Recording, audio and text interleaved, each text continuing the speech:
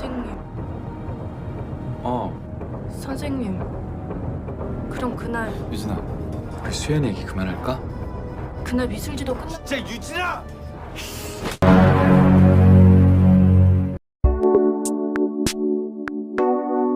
Halo kawan-kawan, gimana kabarnya? Kembali lagi bersama Mamang Dodi di sini. Hehe, Mamang bingung mau ngomong apa lagi. Intinya langsung aja ke ceritanya, cekidot.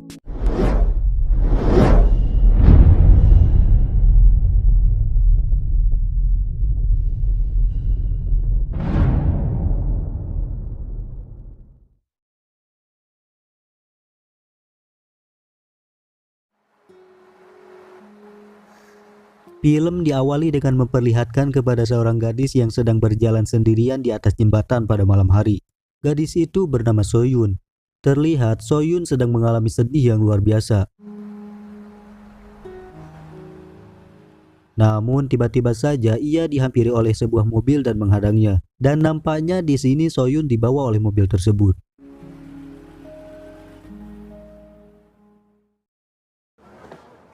Singkat cerita, kemudian kita diperlihatkan kepada seorang pria kekar yang sedang berjalan sambil membawa piala. Pria itu bernama Yokchol.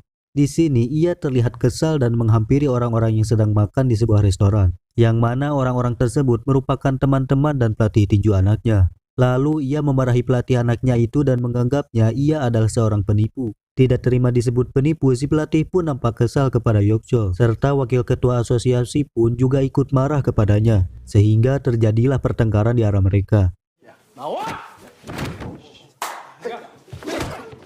Setelahnya Yokchol pun dipecat dari kerjaannya melatih tinju karena kekacauan tersebut. 부회장을 때리면 어떡하냐고. 제명당해서 동양 챔피언이고 뭐. Keesokan harinya Yunso memberi kabar kepada Yokchol untuk datang ke sekolah di sebuah desa dan melamar pekerjaan sebagai guru olahraga di sana. 뭐야 이거?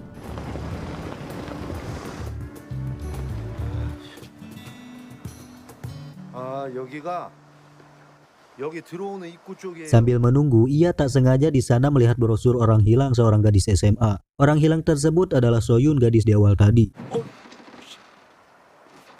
아이씨. 에이씨.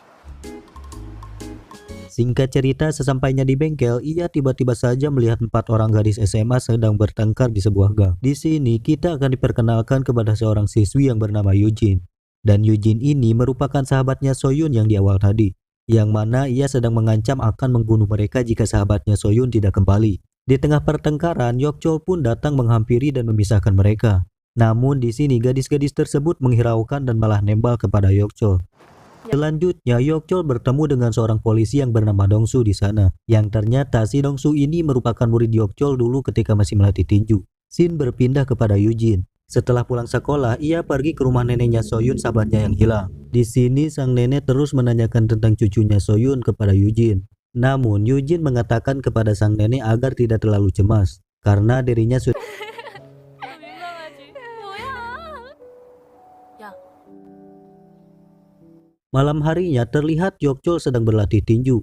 Dan tiba-tiba saja ia melihat beberapa orang sedang memaksa seorang wanita masuk ke dalam mobil. Di sini Yokchol terlihat kebingungan karena sudah beberapa kali ini ia melihat kejahatan di kota ini. Sementara itu di tempat lain terlihat seorang pria yang bernama Byung-du sedang menelpon seseorang. Di sini ia mendapatkan telepon dari anak buahnya yang terlihat sedang menyiksa seorang wanita. Beralih ke Eugene yang sedang berjalan sendirian di malam hari. Dan tiba-tiba saja ia dibuntuti oleh seorang pria misterius di belakangnya. Dan beruntungnya Eugene keburu naik bis dan pria misterius itu berhenti mengikutinya. Saat di dalam bis, Eugene pun terkejut ketika melihat pria misterius itu berdiri di tepi jalan dan menyadari telah mengikutinya. Keesokan harinya Yokchol memulai hari pertamanya kerja di sekolah. Di sini wakil kepala sekolah menjelaskan pekerjaannya Yokchol menjadi guru sekolah dan ia ditugaskan untuk menagih bayaran sekolah para murid. Agak-agak nyambung sih. Menjadi guru olahraga tapi tugasnya menagih uang bayaran. Anjir. Lalu Yokchol juga diperkenalkan kepada guru-guru lainnya. 예, 제가 앞으로 Dan di sini ia duduk di samping seorang guru yang bernama Jisong. Saat istirahat, Yokchol tak sengaja bertabrakan sama murid di sana, sehingga para murid pun terlihat kesal kepada Yokchol. 야, Kemudian ia bertemu sama salah satu guru yang bernama Lee Dong-yong. Di sini ia berkata kepada Yok-chol bahwa waktu yang tepat untuk menagih hutang para murid adalah ketika jam makan siang. Ia pun menyuruh Dok-chol agar segera pergi ke kantin karena mereka sedang berkumpul di sana. Maka dari itu Yok-chol pun bergegas pergi ke kantin. Namun saat di sana ia malah dihiraukan oleh para murid-murid di sana. Kemudian di sana terlihat seorang kepala sekolah yang bernama Kim Gi-tae sedang mengontrol sekolah. Lalu Yok-chol menjambut dan berkenalan dengannya. Setelahnya ia melihat Yujin dan ada di daftar tagihan bayaran sekolah. Tentu saja ia pun langsung menghampirinya. 야, 너 잠깐만. 공납금 안 냈더라. 43만 2천. 되잖아요. 그지?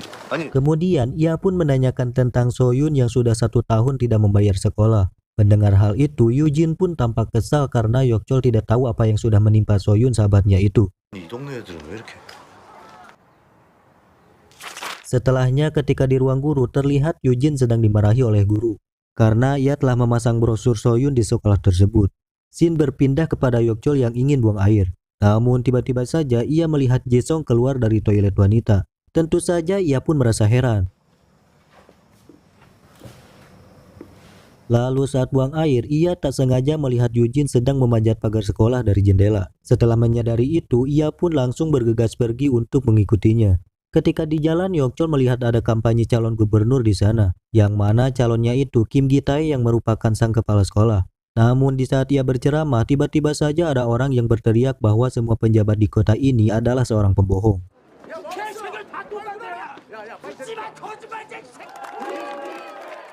Tanpa menghiraukan kampanye itu, Yok-chol pun segera mengikuti jejak Yujin, yang ternyata ia masuk ke dalam klub malam untuk mencari informasi Soyun sahabatnya.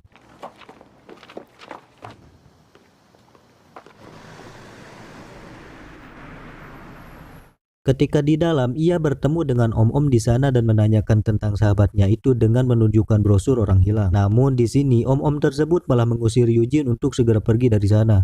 Merasa dihiraukan, Yujin pun memaksa naik ke atas untuk mencari informasi lebih lanjut yang membuat om-om tersebut marah kepada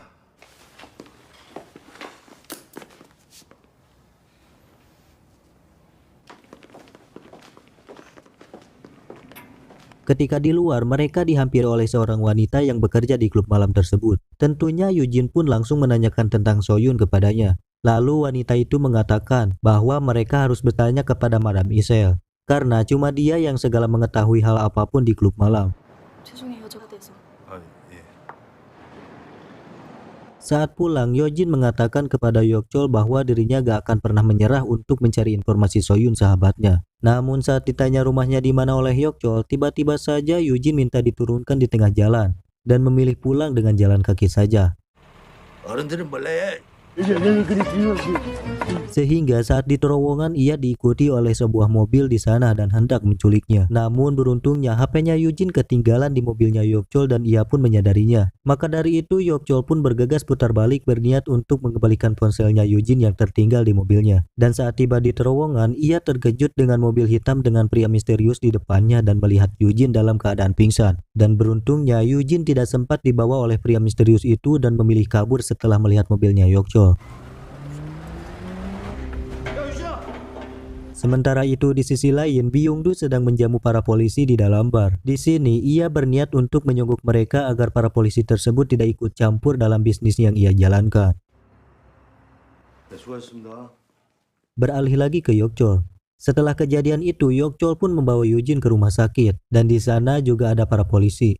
Di sini para polisi mengatakan bahwa mereka akan mengusut tuntas kasus ini. Lalu Yok-chol pun bertemu dengan Dong-su di sana dan menanyakan kasus orang hilang yang bernama Song-yun kepadanya.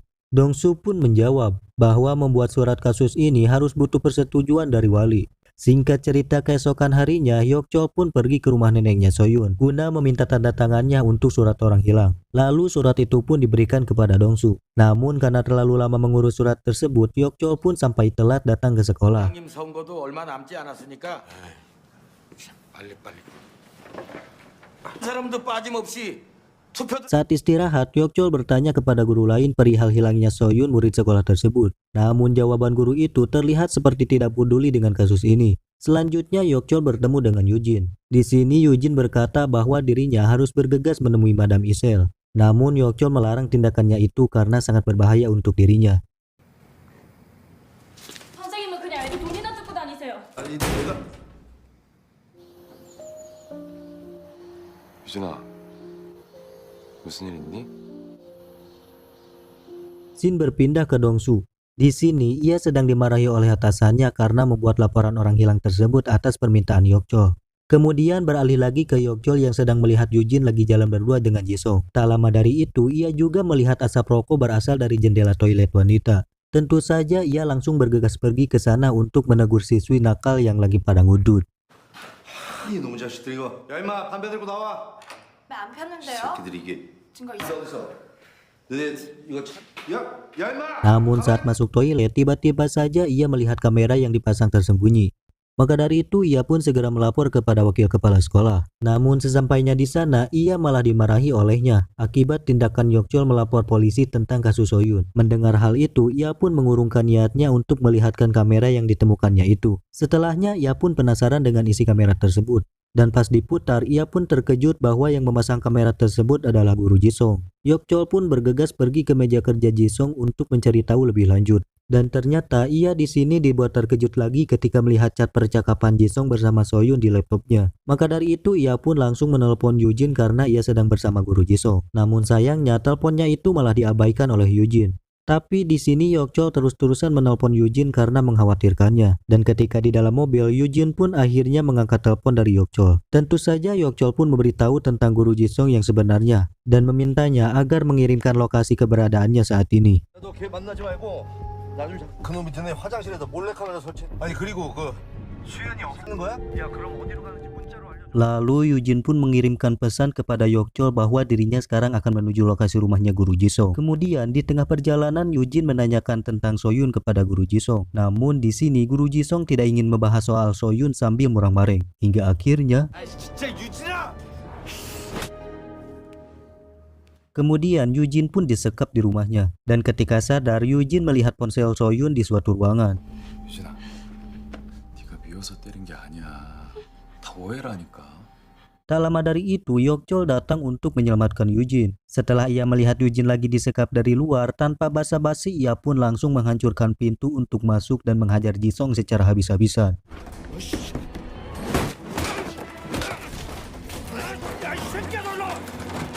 선생님 잠시만요. Lalu Jisung pun diinterogasi oleh Yokchol dengan adanya ponsel Soyun di ruangannya. Jisung pun menjawab, memang benar di malam itu dirinya membawa Soyun ke dalam mobil untuk mengantarkannya ke suatu tempat. Namun di tengah perjalanan Soyun turun dan menyuruh dirinya untuk pulang duluan saja. Karena Soyun telah ada janji sama orang lain. Berasa khawatir, Jisung pun kembali ke tempat itu untuk melihat Soyun. Tapi sayangnya ia sudah tidak ada di tempat dengan meninggalkan ponsel miliknya di dalam toilet. Setelah itu, Jisung pun dibawa ke kantor polisi untuk dimintai keterangan lebih lanjut. Di sini Yokchol memohon kepada para polisi agar bisa memecahkan kasus tersebut. Namun jawaban polisi selalu berjanji terus tanpa ada kepastian. Ya karena polisi itu udah disogok. 조사한다고요. 아 이거 제대로 좀 알아봐 달라고요. 예, 반장님. Shin berpindah kepada Byungdu, yang mana ia sedang ditelepon oleh polisi tadi yang sudah ia sogok. Dan polisi itu berkata bahwa ada seorang guru olahraga yang perlu diwaspadai. Mendengar hal itu, Byungdu pun melaporkan kabar masalah itu ke atasannya, yaitu calon gubernur Kim Gi-tae sang kepala sekolah. 잘하자. 어? 골치 아픈 일이 생겼다. Dan keesokan harinya, Yokchol pun dipanggil ke dalam ruangan kepala sekolah oleh Kim Gi-tae. Di sini, Kim Gi-tae mengeluarkan surat pemecatan terhadap Yokchol. Dan Yokchol pun merasa heran dengan keputusannya itu. Karena ia berpikir dirinya tidak melakukan kesalahan apapun di sekolah ini. Dan faktanya, Kim Gi-tae tak ada ingin orang yang ikut campur atas masalahnya ini. Setelah dirinya dipecat dari sekolah tersebut, Yokchol pun termenung dan mencurigai calon gubernur tersebut. Tak berselang lama, ia pun mendapat telepon dari Dongsu. 신고가 하나 들어왔는데요.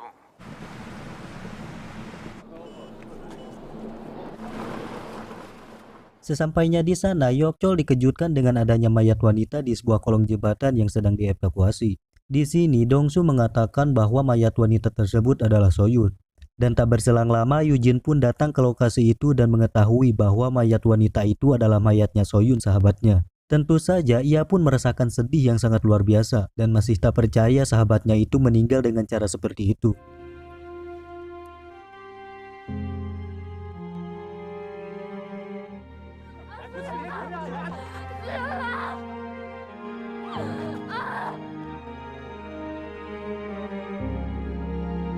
Siapa yang naruh bawang di sini anjir?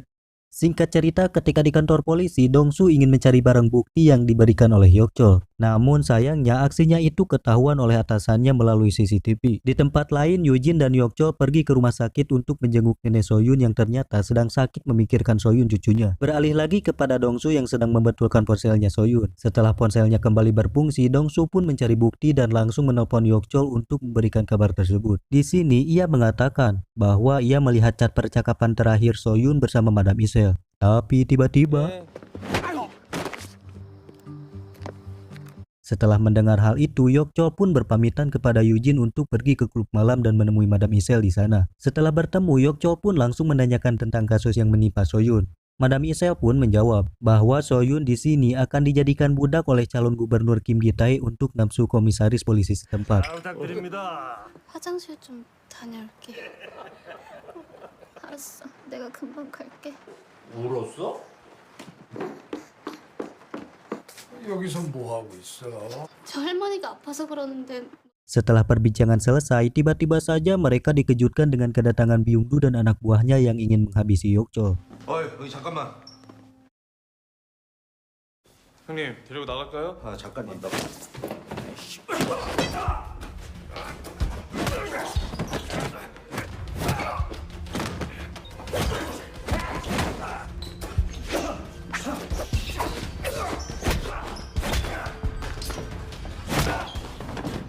Setelah menghajar mereka semua, Hyokchol pun menggali informasi lebih lanjut dengan menginterogasi Byung-du. Ia pun berkata bahwa bukan dirinya lah yang membunuhnya. Pada saat itu ia melihat Jisung yang menyekap Soyun di dalam toilet.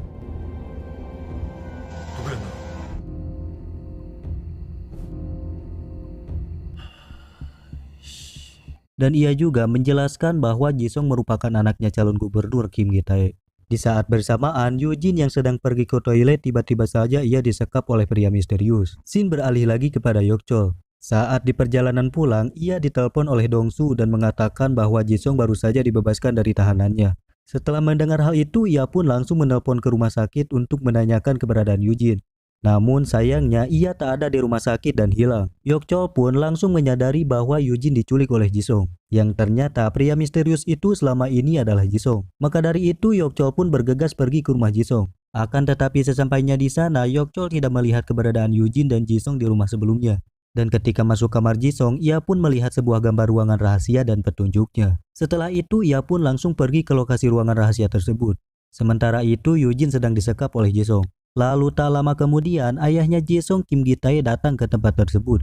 Di sini Kim Gi-tae mengatakan kepada Jisung bahwa dirinya membunuh Soyun demi Jisung anaknya, agar rahasia kejahatan yang mereka perbuat tidak sampai bocor oleh Soyun kepada masyarakat. Dan dari sinilah terkuak yang sebenarnya, bahwa yang membunuh Soyun adalah calon gubernur Kim Gi-tae, sang kepala sekolah. 이사장님.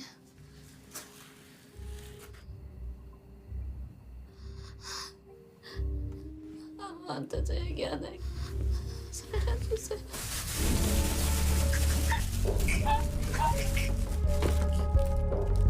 Di sini Yujin pun mendengarkan percakapan mereka berdua di tempat persembunyian dan dibuat kaget setelah mendengar yang sebenarnya, sehingga dirinya mengeluarkan suara sampai terdengar oleh Kim Gi-tae. Dan saat ingin memeriksa, beruntungnya dirinya mendapat telepon untuk menghadiri acara pemilihan suara calon gubernur, sehingga ia pun harus pergi dari tempat tersebut. Setelah ayahnya pergi, Jisung pun memanggil Yujin kembali untuk keluar dari tempat persembunyiannya. Tapi tiba-tiba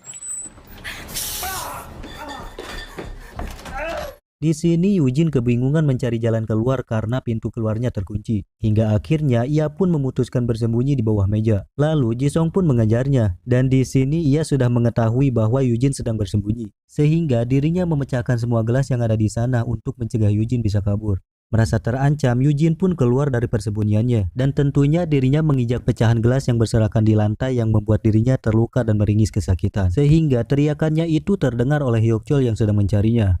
유진아!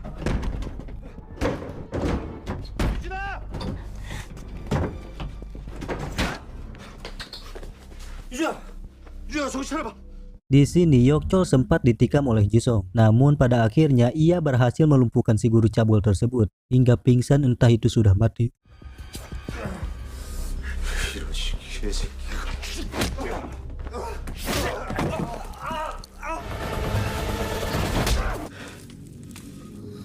Setelahnya, Yokchol bergegas membawa Eugene ke rumah sakit. Sementara itu, di tempat lain, Kim Gi-tae berhasil menjadi gubernur baru karena poinnya unggul atas lawannya.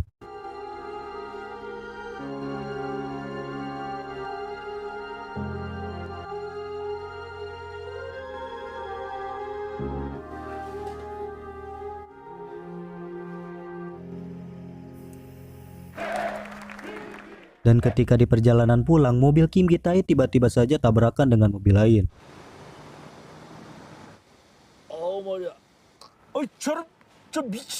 Yang ternyata itu adalah mobil Yokchol yang sengaja menabrakkan mobilnya untuk menghentikan Kim Gi-tae. Pas di adegan ini nih, Amang sempat berpikiran kalau yang bakal ditangkap itu adalah Yokchol. Tapi ternyata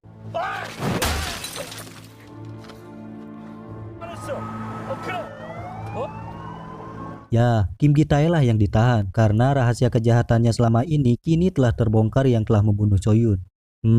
Menjabat jadi gubernurnya mungkin sekitaran 20 menitan lah. Hahaha, mamam anjing. 이번 고천군수 당선자인 등 혐의로 체포돼 조사받고 있는 중인 물론이고 일선 형사와 경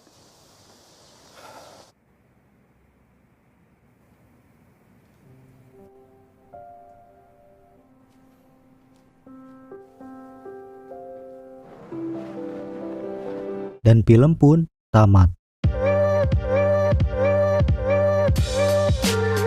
Oke kawan-kawan, terima kasih telah menyaksikan video ini dari awal sampai akhir. Secara kesimpulan dari film ini, endingnya bikin puas sih ini film. Dan satu pesan moral dari film ini, yaitu sepandai-pandainya menyimpan bangkai pasti aromanya tercium juga. Bukankah begitu? Hihi. Kami dari kru Sakarepna mengucapkan terima kasih. Semoga terhibur dengan ngocoblakna Mamang Dudi. Dan pastinya jangan lupa like, share, komen, and subscribe channel ini agar gak ketinggalan video menarik lainnya dari channel Sakarepna. Dan tentunya membuat Mamang Dudi lebih sumringah lagi dalam membuat video alur cerita film lainnya. Mamang Dudi mohon pamit undur diri dan bye-bye.